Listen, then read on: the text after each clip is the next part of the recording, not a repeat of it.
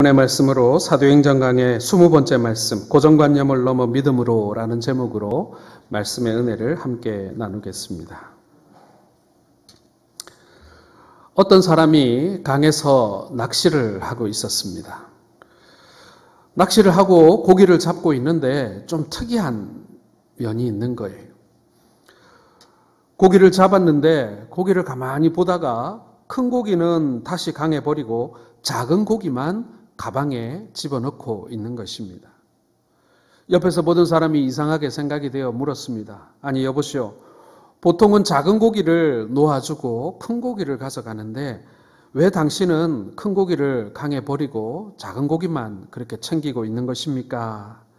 이렇게 묻자 그 낚시꾼이 뭐라고 얘기했냐면, 우리 집에는 후라이팬이 작은 것밖에 없어서 큰 고기는 못 구우니 작은 고기만 잡아가는 것이요 라고 이야기를 하더라는 것입니다. 아니, 고기를 왜 두 토막, 세 토막으로 이렇게 자를 생각은 못하는 것일까요? 후라이팬이 작기 때문에 큰 고기는 버리고 작은 고기만 잡는 이 낚시꾼의 어리석음에 관한 그런 에피소드입니다. 예, 큰 물고기면 자르면 되잖아요. 그러면 작은 후라이팬에도 얼마든지 들어가는데 그것을 자를 생각만 못하고 후라이팬에 물고기의 크기를 맞추고 있는 것입니다. 자, 그런데 이런 어리석음이 사실 우리들에게도 적지가 않습니다. 우리 가운데 있는 고정관념이라는 것이 바로 그것입니다. 이것을 편견이라고도 얘기할 수 있고 또 고정관념이라고도 우리 흔히 이야기하곤 합니다. 내가 한번 정한 생각, 내가 한번 판단한 그 생각이 끝까지 옳다고 여기는 것입니다. 그러나 그것은 내가 옳은 것이지 하나님 편에서 볼 때 반드시 옳은 것만은 아닐 수도 있다라는 가능성에 대하여 우리는 항상 열려 있어야 합니다. 우리가 잘못 가지고 있는 고정관념이 있다면 그 고정관념을 과감하게 내려놓고 버릴 수 있는 것도 믿음의 한 모습이다, 이렇게 이야기할 수가 있는 것이죠. 우리가 흔히 고난의 시절을 겪다 보면 내가 가지고 있는 그 믿음, 심지 굳은 그 믿음을 끝까지 시종여일 밀어붙이는 것도 믿음이지만, 내가 잘못 행하고 있거나 내가 잘못 판단했을 때 그것을 빨리 포기하고 하나님의 인도하심에 순종하는 것 역시도 아주 중요한 믿음의 척도라는 것입니다. 이스라엘 사람들에게 있어서 이 유대주의라는 것은 뿌리 깊은 고정관념이었습니다. 유대인들만 하나님으로부터 구원받을 수 있다. 혈통상 아브라함의 자손들만이 구원받을 수 있다. 이방인들은 절대로 구원받을 수 없다. 이것이 유대인들이 가지고 있었던 정말 포기하기 어려운 고정관념이었다라는 것이죠. 이런 고정관념은 복음이 땅끝까지 전파되는 데 있어서 상당한 장애가 되었습니다. 그것으로 말미암아 많은 사도들과 복음 전도자들이 공격을 받았고 목숨까지 잃어야만 했죠. 그리고 지금 역시도 마찬가지입니다. 지금 역시도 유대인들은 복음을 여전히 부인하고 그들의 율법 아래에 살고 있는 것을 보게 됩니다. 하나님은 오늘 베드로를 통해서 우리가 가지고 있는 그 고정관념을 어떻게 믿음으로 극복해 가는가에 관한 과정을 우리에게 보여주고 있는 것입니다. 오늘 본문을 통해서 하나님께서 그 고정관념을 어떻게 뛰어넘어 믿음으로 나아가게 만드시는지를 함께 살펴보면서 우리가 가지고 있는 고정관념, 우리가 가지고 있는 편견들, 우리가 가지고 있는 나의 고집들을 넘어서는 그러한 시간이 될 수 있기를 주님의 이름으로 축원합니다. 오늘 하나님께서는 우리의 고정관념을 하나님의 말씀으로 깨트리고 계십니다. 하나님의 말씀으로 그것을 넘어서게 하신다라는 말씀이죠. 자, 5절과 6절 말씀 보겠습니다. 내가 지금 사람들을 욥바로 보내어 베드로라 하는 시몬을 청하라. 그는 무두장이 시몬의 집에 유숙하니 그 집은 해변에 있다 하더라. 오늘 하나님께서는, 이건 고넬료에게 주신 말씀이거든요. 하나님께서 고넬료에게 복음을 전해줄 사람으로 베드로를 선택하고 계십니다. 그 베드로가 욥바라고 하는 항구 도시에 머물러 있었는데 6절에 보게 되면 이 베드로가 무두장이 시몬의 집에 있다 이렇게 말씀하고 계십니다. 여러분, 여기서 베드로가 머물고 있는 이 욥바의 집, 시몬의 집을 우리가 한번 주목해 볼 필요가 있습니다. 오늘 이 시몬의 직업은요, 무두장이입니다. 이 무두장이는 짐승의 가죽으로 가공업을 하는, 지금으로 말하면 뭐라고 할까요? 피역공이라고 해야 되나요? 우리 한국에서 전통적으로 사용하는 말은 갓바치라는 말도 있죠. 어쨌거나 이 피역공이었습니다. 이 피역공은 죽은 짐승을 통해 가죽을 만들어야 하기 때문에 필연적으로 죽은 짐승을 만져야 했고 피를 묻혀야 하는 그런 직업이었습니다. 레위기 5장 2절의 말씀을 한번 같이 읽어보겠습니다. 만일 누구든지 부정한 것들, 곧 부정한 들짐승의 사체나 부정한 가축의 사체나 부정한 곤충의 사체를 만졌으면 부지중이라고 할지라도 그 몸이 더러워져서 허물이 있을 것이요. 예, 우리 전통 사회에서도 짐승을 죽이는 백정이나 혹은 그 짐승에서 가죽을 얻는 이 무두장이라는 이 피역공이라고 하는 이 직업은 굉장히 천시받는 그런 직업에 속했습니다. 그런데 이스라엘에서도 크게 다르지 않았습니다. 이 피역공이었던 시몬은 이스라엘 사람들이 볼 때 아주 부정한 사람이었습니다. 사회적으로 볼 때 천민이었던 것이죠. 바로 그러한 무두장이 시몬의 집에 베드로가 며칠을 머물고 있었다라는 것입니다. 베드로가 전통적으로 죄인이요 허물 많았던 이 무두장이의 집에 우거할 수 있었던, 머물 수 있었던 것은 바로 예수님께서 평소 행하시고 실천하시던 일을 이 베드로도 그대로 따르고 있었던 것입니다. 예수님은 세상에 오셔서 죄인들의 집에도 들어가시고 이방인의 집에도 들어가셨습니다. 그들과 함께 식사도 하셨고 교제하셨습니다. 그것으로 인해 바리새인들의 미움을 받고 판단을 받아야만 했지만 말입니다. 복음은 신분의 귀천을 떠나 모든 사람에게 동일한 은혜를 베푸는 것입니다. 다른 말로 하면 이 복음은 사람들의 귀천을 보지 않았다는 얘기입니다. 오늘 베드로는 복음을 땅끝까지 전하라고 하는 말씀을 들은 사람입니다. 그리고 이 복음이 예루살렘에서 온 유대로, 그리고 온 유대에서 사마리아로, 또 사마리아에서 땅끝까지 전파되는 것이 하나님의 말씀이라고 굳게 믿고 있었던 것이죠. 이 베드로가 그것을 믿은 결과는 바로 죄인이라고 여겨지던, 사람들이 어찌하든지 피하던 이 무두장이 시몬의 집에 들어가 며칠을 머물게 되는 그러한 모습으로 드러나고 있는 것입니다. 하나님의 말씀은 우리의 고정관념을 넘어서게 하는, 깨트리는 중요한 근거입니다. 무엇으로 우리가 그 고정관념을 넘어설 수 있느냐? 하나님의 말씀이 그 기준이며 또한 원동력이라는 얘기입니다. 내 생각이 아무리 옳다고 생각이 들어도 하나님의 말씀에 비추어 볼 때 틀리다고 말씀하시면 과감히 우리의 생각의 틀을 바꾸어야만 합니다.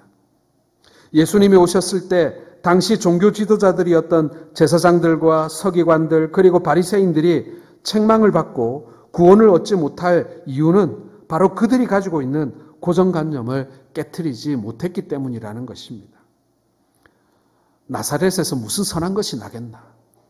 이방인들이 어떻게 구원받을 수 있겠는가?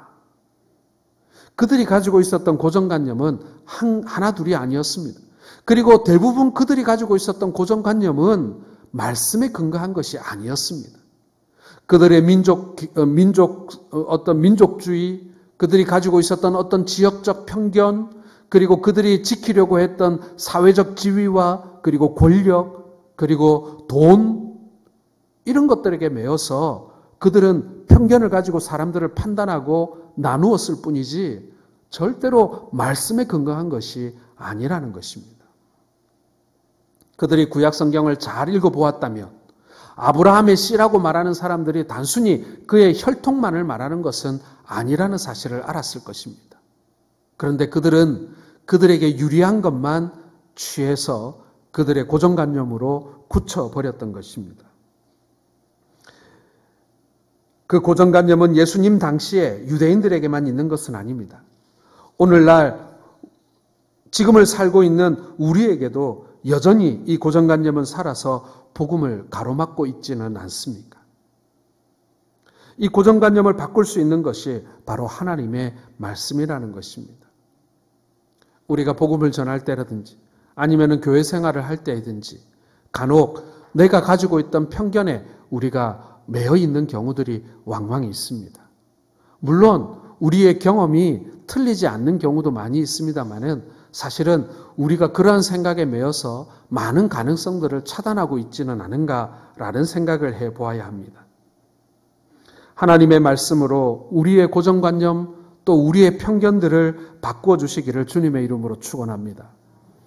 내 생각보다 하나님의 말씀이 우선되어야 합니다. 나의 판단보다 하나님의 말씀이 우선되어야 합니다. 나의 경험보다 하나님의 말씀이 우선되어야 합니다. 만약에 그것을 우리가 넘어서지 못하면 우리의 생각, 우리의 경험, 우리의 판단은 고정관념이 되어서 내 가슴 속에 마치 뿌리 깊은 칡렁꿀처럼 내 마음속에 뿌리를 깊이 내리고 나를 서서히 영적으로 말라버리게 만들어버릴 수 있다라는 것이죠. 하나님의 말씀에 깊이 뿌리 내리고 그 말씀으로 모든 것을 판단하시는 우리 모든 성도들 되시기를 주의 이름으로 축원합니다. 두 번째로 우리가 가지고 있는 이 고정관념을 하나님께서는 기도를 통하여 바꾸어 가고 계십니다. 자, 9절 말씀 같이 읽겠습니다. 이튿날 그들이 길을 가다가 그 성에 가까이 갔을 그때에 베드로가 기도하려고 지붕에 올라가니 그 시각은 제6시더라. 자, 고넬료와는 전혀 상관이 없이 베드로가 기도 시간에 지붕에 올라갔습니다.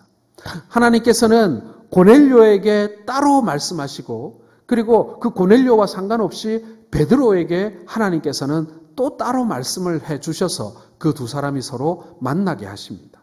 이제 고넬료에게 말씀하신 것을 넘어서서 이제 베드로에게 말씀하시는 것입니다. 자, 베드로가 기도하기 위하여 지붕에 올라갔습니다. 아마도 그 집에서 가장 한적하고 시원하고 그리고 혼자 있을 수 있는 그런 공간이 지붕에 마련되어 있었던 것 같습니다. 사도행전 3장에 베드로와 요한이 제9시 기도 시간에 성전에 올라가다가 성전 미문에 앉아있던 안전뱅이를 고쳐준 사건이 있었습니다. 그때도 9시 기도 시간이었습니다. 그러고 보면 베드로 사도가 항상 일정하게 기도하는 사람이었다라는 사실을 우리는 알게 됩니다. 그가 기도할 때 비몽사몽간에 이상한 환상을 보게 됩니다. 하늘에서 보자기가 내려오는데 거기에 각색 부정한 짐승들이 담겨져 있는 것입니다. 이스라엘 사람들은 구약의 율법을 따라서 되새김질하지 않는 짐승, 굽이 갈라져 있지 않은 짐승, 비늘이 없는 물고기, 그리고 날짐승들을 잡아먹지 않았습니다. 그런데 그 부정한 음식들이 보자기에 담겨서 자기 앞에 내려온 거예요. 그리고 하늘에서 소리가 들리는 것입니다. 이것들을 잡아먹으라고 말입니다. 그러자 베드로가 그럴 수 없다고 말하죠. 자, 14절 보시기 바랍니다. 베드로가 이르되 주여 그럴 수 없나이다. 속되고 깨끗하지 아니한 것을 내가 결코 먹지 아니하였나이다 한데.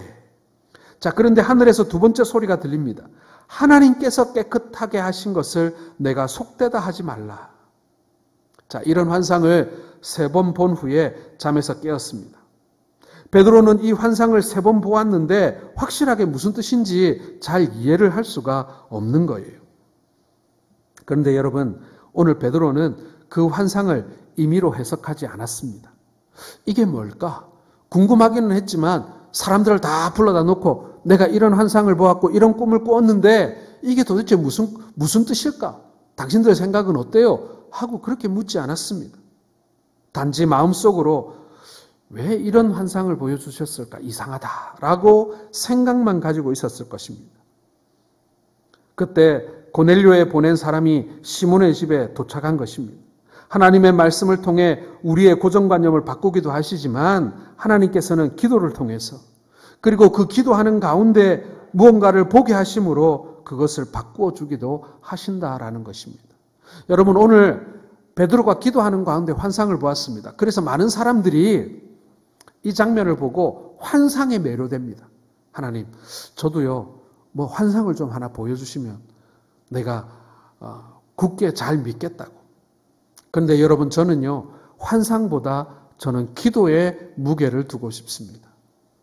베드로가 하나님의 환상을 보게 된 것은 그가 정기적으로 꾸준히 기도하는 사람이었기 때문에 그렇다라는 거예요.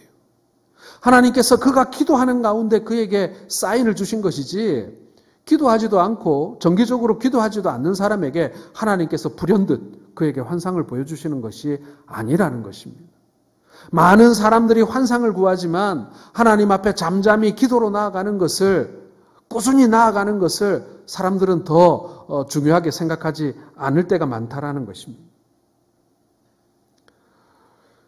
이 기도와 환상은 언제나 개인적인 것이고 주관적인 경험이기 때문에 함부로 해석하는 것이 금물이라는 것입니다. 베드로 사도는 이 환상을 3번이나 보았습니다. 그리고 소리도 들었습니다. 그러나 그 환상을 함부로 해석하지 않았습니다. 단지 마음속에 두고 있을 때 고넬료가 찾아왔고 그 환상이 바로 하나님이 고넬료에 대한 고정관념을, 이방인에 대한 고정관념을 버리라는 주의 말씀이라는 사실을 비로소 깨닫게 된 것입니다. 사랑하는 성도 여러분, 우리가 좀 특이한 꿈을 꾸거나 하면 막 사람들에게 얘기합니다. 이게 내가 이런 꿈을 꿨는데 이게 무슨 뜻일까요? 그렇게 해서 사람들이 그것에 대해서 뭔가 좀 시원한 대답을 해주기를 우리가 바랄 때가 있습니다. 그런데 여러분, 물론 우리가 꾸는 꿈은 대부분 아니지만, 그러나 간혹 하나님께서 우리에게 말씀하실 그때에 여러분, 이것이 예사롭지 않은 꿈이다 생각하면 가슴에 품고 계시기 바랍니다. 그것을 함부로 이야기하지 마세요. 하나님께서 반드시 상황과 정황, 그리고 하나님께서 이끌어 가시는 하나님의 손길을 보다 보면 그것이 무슨 뜻인지를 우리가 자연히 경험하게 되는 것입니다. 하나님께서는 우리에게 정말 이해할 수 없는, 그리고 받아들일 수 없는 그런 것들을 말씀하시기보다는 내가 해야 할, 내가 결단해야 할, 그리고 내가 행동해야 할, 그리고 믿음으로 감당해야 할 그런 일들을 우리에게 보여주시는 분이십니다. 하나님께서는 결코 감당할 수 없는 일을 우리에게 환상으로 보여주시지 않는다라는 것입니다. 우리가 환상을 보거나 혹은 꿈을 꿀 때 그것이 속히 해석되기를 우리가 원합니다. 그리고 그것이 바로 해석되기를 바라기보다는 내가 왜 그런 환상을 보았는지, 그리고 내가 왜 그런 꿈을 꾸게 되었는지 그것을 마음에 가지고 있으면 하나님께서 그것을 보여주시고 해석해 주시는, 이끌어 가시는 과정들을 우리가 보게 된다라는 것입니다. 여러분, 기도가 출발이고 환상과 꿈에 너무 집착하지 마시기 바랍니다. 억지로 풀려고 하지 마시기 바랍니다. 기도하다 보면 하나님께서 이루어 주시고 인도해 주시는 것을 여러분 경험해 보시기를 바랍니다. 그것을 믿으셔야 됩니다. 그런데 우리는 환상과 꿈을 꾸며 무조건 그것을 바로 해석하려고 하고, 그리고 하나님의 뜻과는 전혀 상관없는 자기의 뜻대로 그것을 해석하려고 하는 오류를 범할 때가 있습니다. 우리가 기도할 때 하나님께서 우리에게 말씀하시고 보여주신 그것을 믿고 임의로 해석하는 일이 없도록 하나님께서 자연스럽게 그것을 내게 알려주시기를 잠잠히 기다릴 수 있기를 주님의 이름으로 축원합니다. 바울도 2차 선교 여행 당시에 환상을 또 보는 적이 있습니다. 바울이 자신이 정해진 코스로 선교 여행을 하고 싶었습니다. 그런데 자신이 정한 코스에 길이 잘 열리지 않는 거예요. 그때 환상을 보게 되는데 마게도니아 사람이 나타나 자신을 도우라고 손짓하는 환상을 보게 됩니다. 바울이 정한 코스는 자신의 고정관념입니다.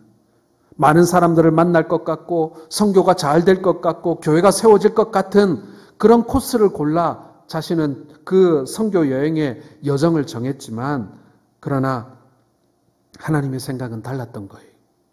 사람들은 고집스럽게 자신이 정한 것이면 지체가 되고 손해가 되고 그럼에도 불구하고 꼭 하려는 사람들이 있습니다. 물론 심지가 굳은 사람이라는 좋은 평가는 받을 수 있을 겁니다. 그러나 내가 정한 일임에도 불구하고 자꾸 그 일이 막히고 장애가 생기면 하나님께 기도해야 합니다. 그리고 하나님이 다른 길을 열어주시면 그 길을 바꿀 줄도 알아야 합니다. 오늘 바울은 자신이 정한 선교 여행 코스이지만 하나님께서 보여주신 마게도니아 사람의 환상을 보고 하나님의 뜻이 다른 곳에 있다는 사실을 알고 그 길을 과감하게 바꾸게 되는 것입니다. 오늘 베드로가 가지고 있었던 고정관념은 그의 환상 중에 그가 꾸는 환상 중에 하나님께 얘기했던 나는 부정한 것을 먹을 수 없다라는 그 말씀에 다 들어 있습니다. 그것이 지금까지 베드로가 살아온 삶의 길이었습니다. 그런데 하나님께서 뭐라고 하세요? 하나님이 깨끗하다고 한 것을 네가 부정하다고 할 수 없다.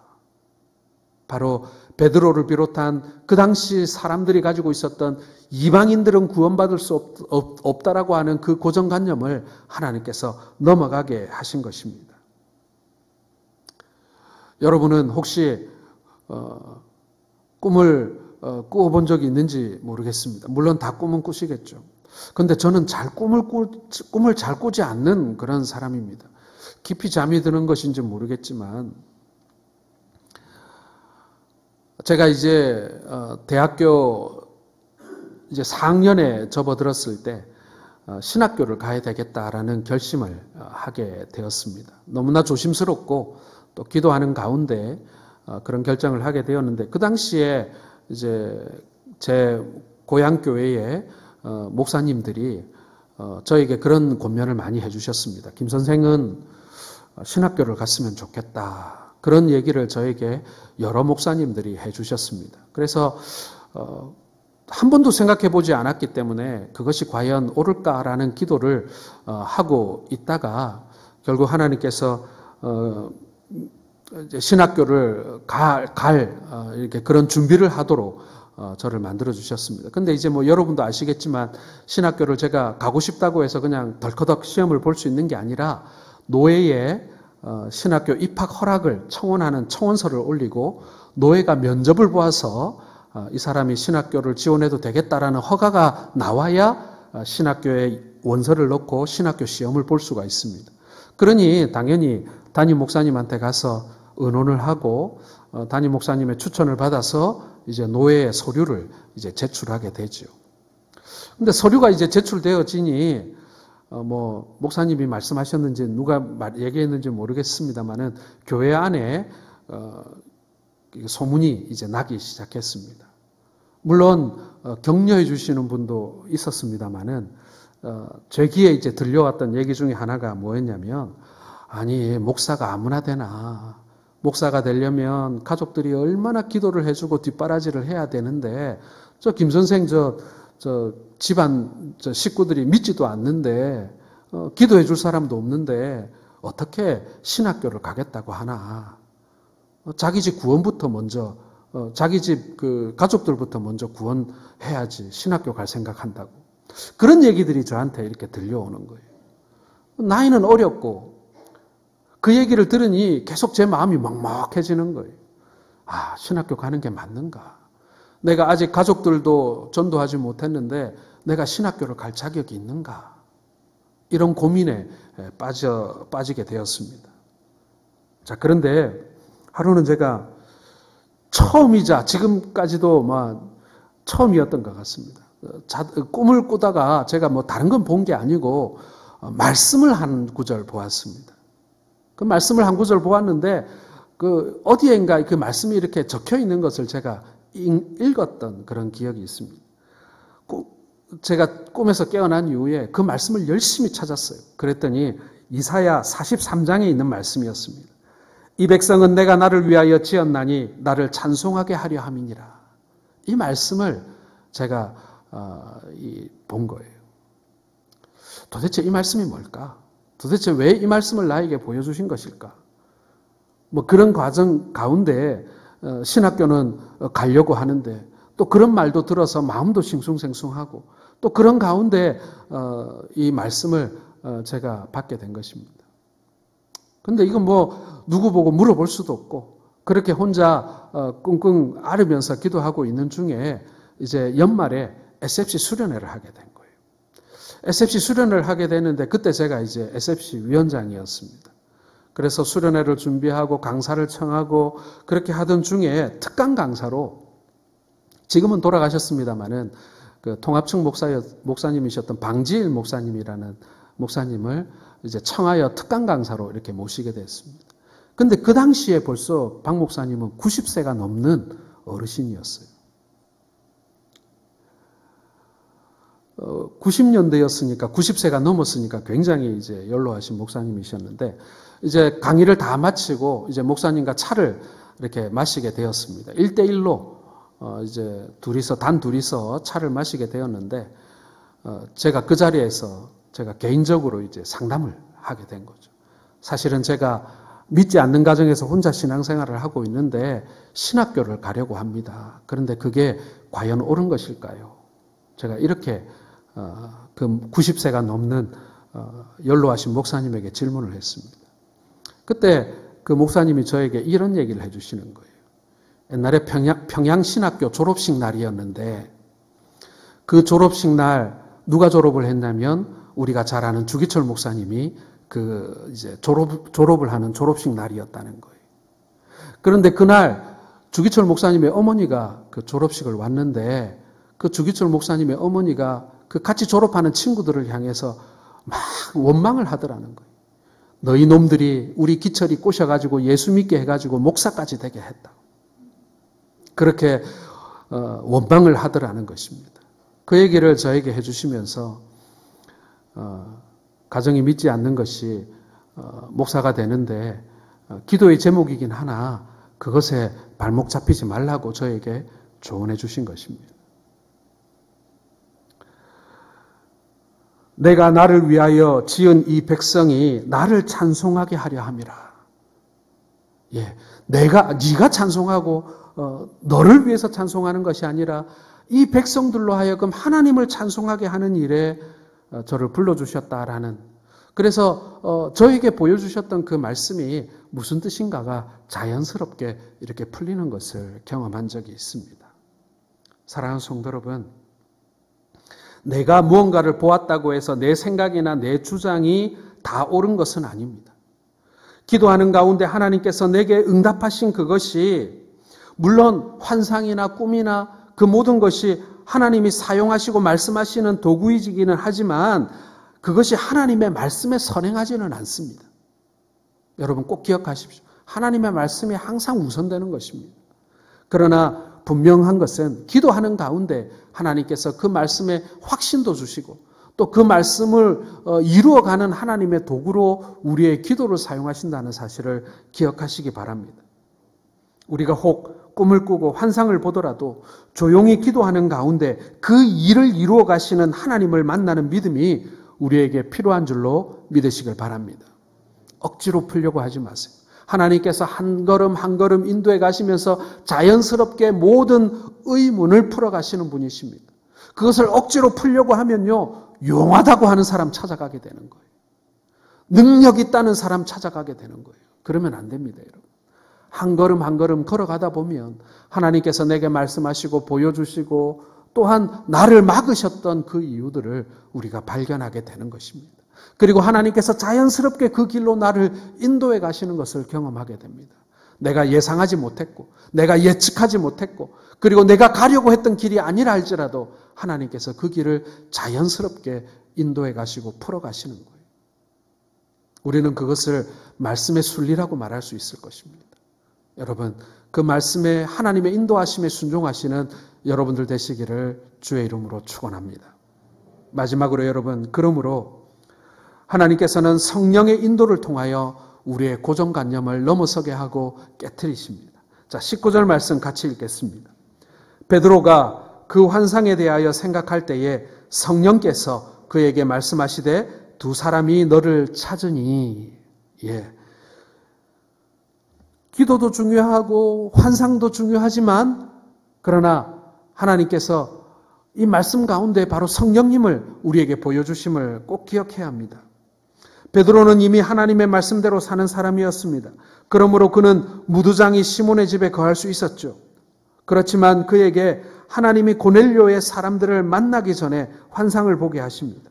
우리는 이것으로 다 되었다라고 생각할 수 있어요. 하나님의 말씀도 있고 환상도 보았습니다. 그런데 한 가지 빠진 것이 있습니다. 바로 성령님의 역사인 것입니다. 베드로는 성령께서 말씀하실 때 모든 것이 확실하게 되었던 것입니다. 요즘 우리가 사는 시대를 디지털 시대라고 부릅니다. 아날로그 시대에서 디지털 시대로 바뀌면서 편리해진 것들이 많습니다.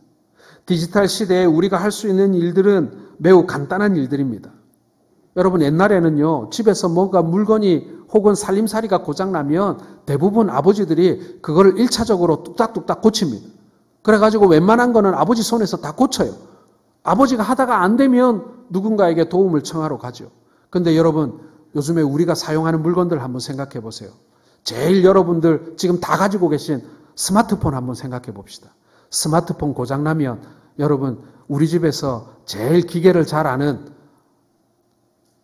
아버지가 되었던 아들이 되었던, 야, 이거 고장났다 좀 고쳐봐라. 고칠 수 있습니까?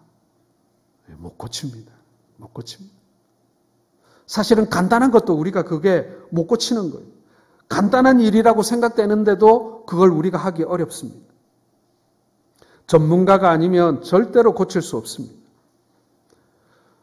얼마나 기능은 많습니까? 정말 편리한 기능들이 많이 들어 있습니다.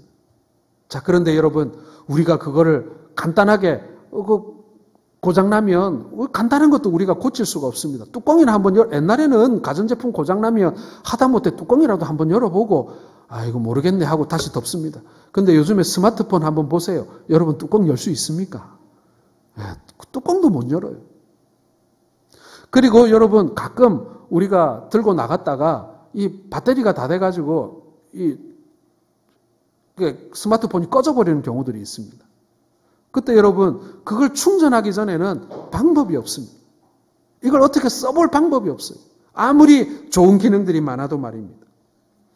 우리가 성령님을 표현할 때 우리는 불이라고 표현을 많이 합니다. 불은 힘이요 권능을 뜻합니다. 파워입니다.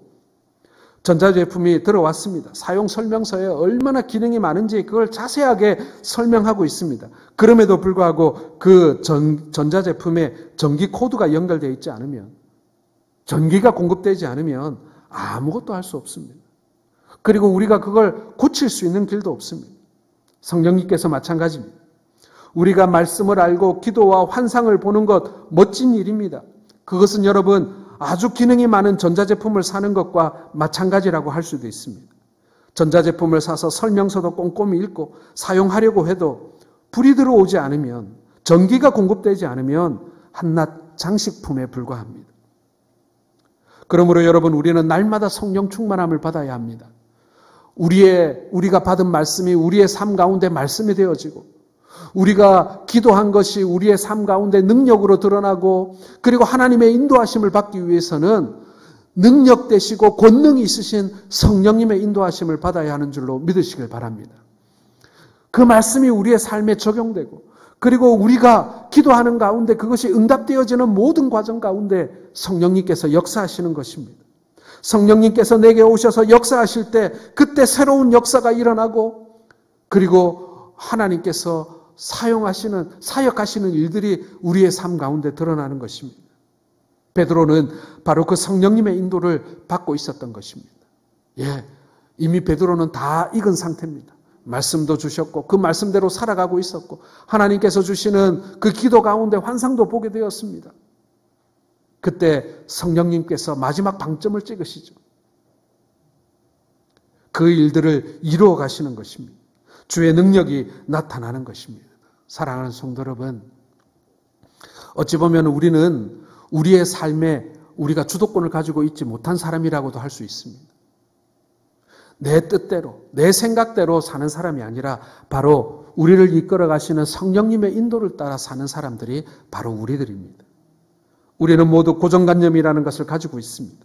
고정관념이라는 것이 때로는 옳을 수도 있지만 언제나 옳을 수 있는 것은 아닙니다. 그러므로 하나님의 말씀에 비추어 잘못된 고정관념이라고 생각된다면 그것을 넘어서야 합니다. 하나님의 말씀으로 우리는 그것을 넘어설 수 있습니다.